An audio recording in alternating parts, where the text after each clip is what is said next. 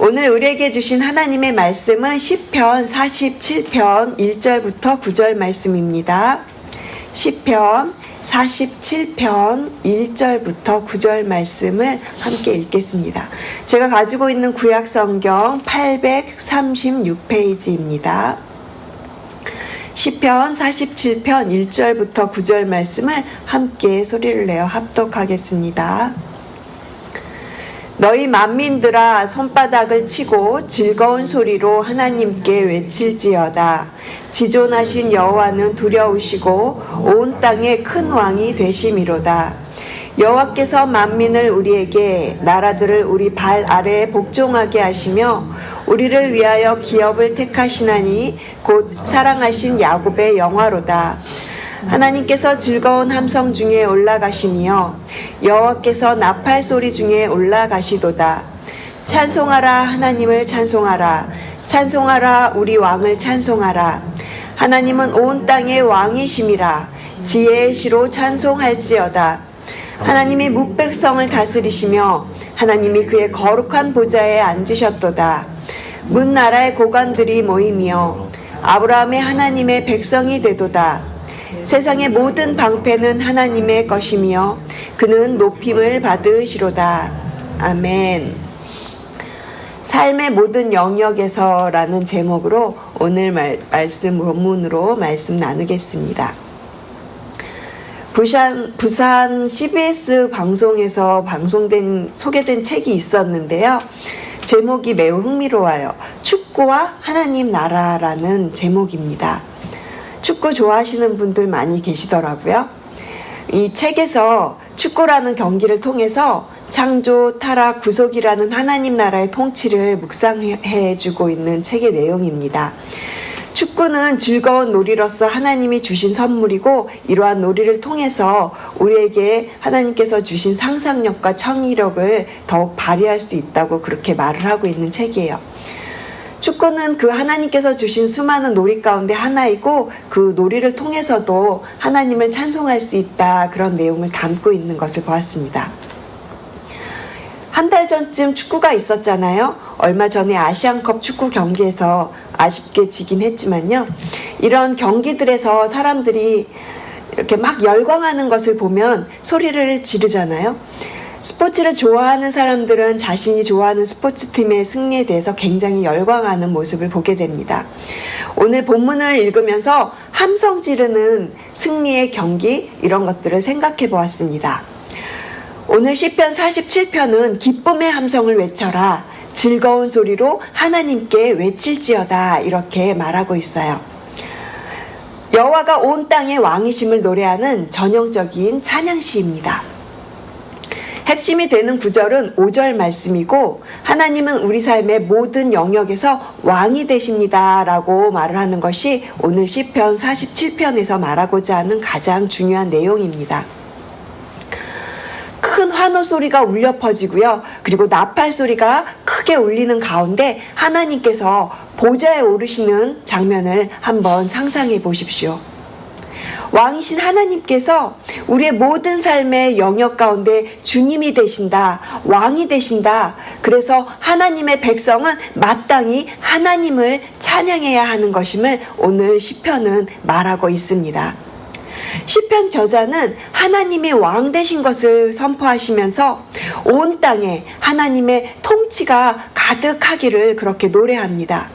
또한 우리의 삶 가운데, 우리의 인생 가운데 우리가 하나님을 왕으로 인정해야 하는 영역이 있는데 오늘 제목처럼 삶의 모든 영역에서 하나님은 우리의 왕이 되십니다. 하나님의 백성은 하나님만을 예배합니다. 오늘 본문은 찬양시로서 예배의 목적이 무엇인지 분명하게 보여줍니다. 찬양하라는 명령과 그리고 하나님은 왕이시라는 고백을 통해서 온전히 하나님을 높이고 예배의 주인공은 오직 하나님 한 분뿐이시다. 예배와 찬양은 오직 하나님을 높이는 시간이다. 이렇게 오늘 시편이 말을 하고 있는 것입니다. 그래서 오늘 본문을 통해서 무엇을 통해서 하나님을 높여야 하는지, 그리고 누가 하나님을 높여야 하는지, 어떻게 하나님을 높일 수 있는지 함께 살펴보고자 합니다. 먼저 우리는 무엇을 통해서 하나님을 높여야 할까요? 첫 번째, 예배를 통해서 하나님만을 온전히 높여드립니다. 우리 1절과 2절 말씀 다시 한번 함께 읽겠습니다. 너희 만민들아 손바닥을 치고 즐거운 소리로 하나님께 외칠지어다. 지존하신 여호와는 두려우시고 온 땅에 큰 왕이 되심이로다. 1절과 2절은 만민을 향해 손바닥을 치고 즐거운 소리로 하나님께 외치라고 말합니다. 지존하신 하나님께서 큰 왕이 되신 것을 함께 즐거워하며 축하하라고 말하고 있습니다. 마치 너무너무 좋아서 흥분해서 그렇게 목이 터져라 환호성을 지르는 그런 장면을 연상케 되지 않나요? 하나님을 향한 찬양은 이 마음 깊은 곳에서부터 터져나오는 감격인 것을 한번 생각해 보게 됩니다. 만민들이 손바닥을 치며 하나님을 즐거이 찬양해야 하는 이유는 하나님이 온 땅의 왕이시기 때문입니다. 성경에서 이 손바닥을 친다는 것에는 특별한 의미가 있어요. 열왕기하 11장 12절 말씀을 보시면요. 여호야다가 왕자를 인도하여 내어 왕관을 씌우며 율법책을 주고 기름을 부어 왕으로 삼음에 무리가 박수하여 왕의 만세를 부르니라 했습니다. 어린 요아스가 왕으로 세워지는 장면을 설명하고 있어요. 여호야다 제사장이 요아스를 데리고 나와서 왕위에 올리는 장면이죠. 무리가 박수하면서 왕의 만세를 부르니라 하고 있습니다. 구약에서 왕을 세우는 공식적인 예식을 말하는 구절인데요. 제사장이 왕이 될 사람을 인도하고 그에게 왕관을 씌웁니다. 그리고 율법책을 주고 기름을 부어서 이 사람이 왕이다라고 표시를 하죠. 그렇게 하나님이 선택하신 사람이라는 표시를 하게 되면 무리가 어떻게 합니까? 박수를 쳤다는 겁니다. 박수를 치면서 왕의 만세를 부르니라. 즉 이 당시에 박수를 친다는 의미는요, 왕의 주기식에서 하는 공식적인 행위였다는 겁니다. 그래서 성경에는 박수 치는 장면이 그리 많이 나오지는 않아요. 박수를 친다, 손뼉을 친다, 이것은 우리 하나님이 우리의 왕이 되신다라는 그런 뜻을 가지고 있는 것입니다. 따라서 시편 기자는 하나님이 우리의 왕이 되심을 환호하며 즐거워하라고 박수치며 손뼉치며 그렇게 왕이 되심을 인정하라고 선포하는 것입니다. 3절도 계속해서 보시면요. 3절 말씀입니다. 여호와께서 만민을 우리에게 나라들을 우리 발 아래에 복종하게 하시며, 이것은 여호와께서 이방 백성들, 즉 이방 민족들을 이스라엘의 발 아래 굴복시켰다는 것을 말합니다. 이스라엘의 가나안 땅 정복에 대한 말인 것이죠. 이 복종하게 하시며 이 부분을 다른 성경 번역본에서는 굴복시키다 또는 무릎 꿇게 하신다라는 표현으로 되어 있는 것을 볼 때 온 땅의 왕이신 하나님께서 그의 백성인 이스라엘에게 가나안 땅을 정복해 하시면서 이방 백성들의 우상이 아닌 오직 여호와 하나님만이 진정한 왕이 되심을 그렇게 알려주고 노래하고 있는 것입니다. 여호와는 온 땅을 다스리는 참된 왕이 되십니다. 이것이 오늘 시편 47편이 하나님께 찬양 드리는 내용인 것입니다. 우리의 삶의 모든 영역에서 예배를 통하여 하나님을 높이며 찬양합니다. 예배의 주인공은 오직 하나님 한 분뿐이시고 예배와 찬양을 온전히 하나님만을 높이는 시간입니다. 예배와 삶의 자리에서 우리의 주인공 되신 하나님을 인정하고 높이며 살아가시는 저와 여러분 되시기를 주님의 이름으로 축복합니다. 그렇다면 누가 하나님을 높이는지 함께 알아보도록 하겠습니다. 두 번째, 우리는 하나님이 선택하신 주의 백성입니다. 우리 4절 말씀 같이 소리내어 읽겠습니다. 4절입니다. 우리를 위하여 기업을 택하시나니 곧 사랑하신 야곱의 영화로다. 이 부분을 세번역 성경으로 보면요, 주님은 우리에게 땅을 선택해 주셨다. 이 땅은 주님께서 사랑하시는 야곱의 자랑거리였다. 이 부분에서 기업은 4절 말씀에서 기업은 소유, 재산, 유업이라는 뜻이에요.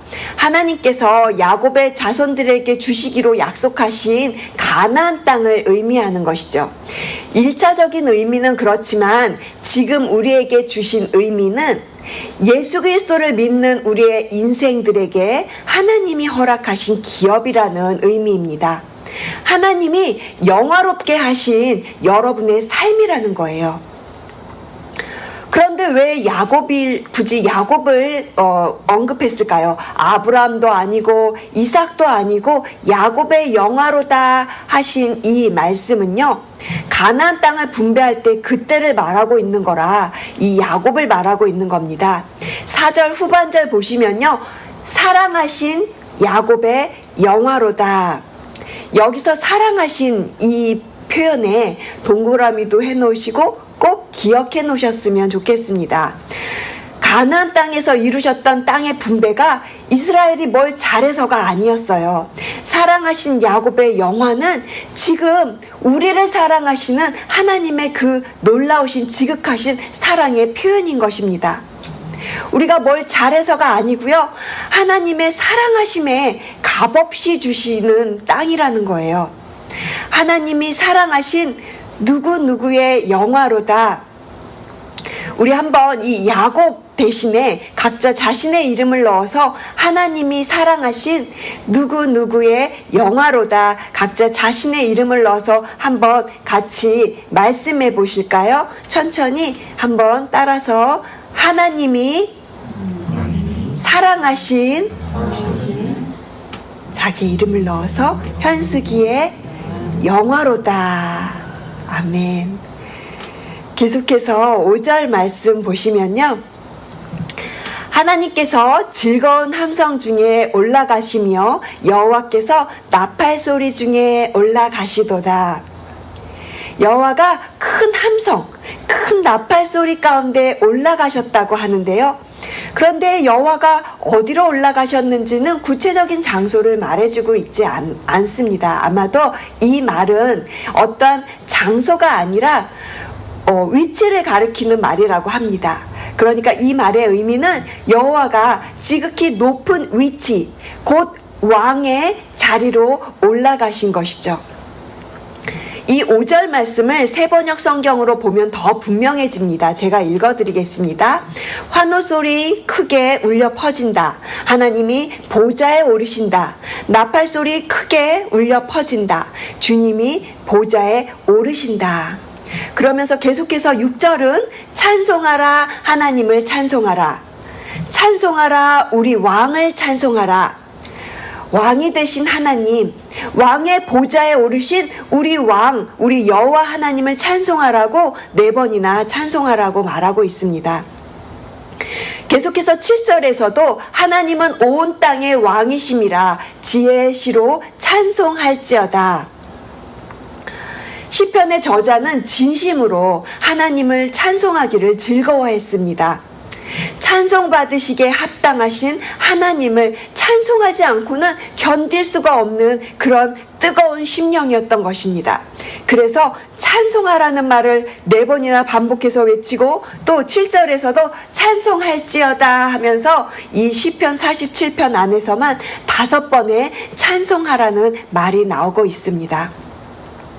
하나님을 찬송하라, 여기서 찬송하라는 이 단어를 원어적인 그 의미로 살펴보면요, 손가락을 튕기다, 이런 의미를 담고 있습니다. 따라서 목소리와 함께 악기로 하나님을 찬송하라 하는 것을 의미하는데요, 사무엘하 6장 5절에서는 다윗과 이스라엘 온 족속은 잣나무로 만든 여러 가지 악기와 수금과 비파와 소고와 양금과 재금으로 여호와 앞에서 연주하더라 하고 기록되어 있습니다. 여러분, 찬양은 열정적으로 드려야 합니다. 우리의 모든 것을 총동원하여서 왕이신 하나님을 찬양해야 합니다. 그래서 새번역 성경은 그렇게 말합니다. 정성을 다하여 찬양하여라. 정성을 다하여 찬양하여라. 우리의 삶의 모든 영역에서 주의 백성인 우리는 정성을 다하여 하나님을 높이며 찬양합니다. 그렇게 삶의 모든 영역에서 정성을 다해 하나님을 높이며 찬양하는 삶을 살아가시는 저와 여러분 되시기를 주님의 이름으로 축복합니다. 마지막으로 어떻게 하나님을 높일 수 있는지요? 세 번째, 하나님의 보좌는 우리의 마음 가운데 이미 들어와 계십니다. 우리 8절과 9절 말씀을 다 함께 한 목소리로 같이 읽겠습니다. 하나님이 뭇 백성을 다스리시며 하나님이 그의 거룩한 보좌에 앉으셨도다. 문 나라의 고관들이 모임이여 아브라함의 하나님의 백성이 되도다. 세상의 모든 방패는 하나님의 것이며 그는 높임을 받으시리로다. 아멘. 이스라엘을 넘어서 열방까지 하나님의 백성이 되어서 모든 사람들이 하나님을 찬양할 것을 선포합니다. 구원이 이스라엘 백성에게만 있는 것이 아니라 이스라엘 백성을 넘어서 열방 가운데 퍼질 것을, 그리고 이러한 구원으로 말미암아 모든 백성이 하나님을 찬양할 것을 그렇게 드러내고 있는 표현입니다. 온 땅의 왕이신 하나님, 우리는 하나님께서 선택해 주신 주의 백성입니다. 우리는 예배로 하나님만을 온전히 높이며 나아갑니다. 왕이신 하나님께서 보좌에 앉아 계시는데 주님을 왕으로 모신 우리의 마음 가운데, 예수님을 우리의 마음의 왕자에 앉히신 왕으로 모신 우리 모두들의 마음 가운데 이미 들어와 계십니다. 시편 47편은 온 땅의 왕이신 하나님을 찬양하면서 하나님께서 성전의 보좌에 앉아 계심을 선포합니다. 보좌는 단순히 언약궤만을 가리키는 것이 아니라 하늘의 그 왕자만이 아닌 것이라, 예수 그리스도를 믿고 주님을 모신 모든 사람들에게는 우리의 그 마음 가운데 하나님의 그 보좌에 앉아 계시는 것입니다. 그래서 주님을 구주로 모신 자들, 그 마음을 하나님께 내어드립니다. 우리의 마음은 하나님의 보좌가 됩니다. 거기서부터 하나님의 통치가 시작됩니다. 여러분은 혹시 사형리에 대해서 아십니까? 이 사형리는 한국 대학생 선교회 CCC 단체에서 만든 전도지입니다. 이 전도지 내용 가운데 하나님의 통치와 관련된 좋은 내용이 있어서 여러분께 소개해 드리기를 원합니다. 한번 두 개의 그림을 상상해 보시기 바랍니다. 두 개의 의자가 있습니다. 하나의 의자, 또 다른 하나의 의자가 있습니다. 이 의자는 인생을 설명하고 있는 의자입니다.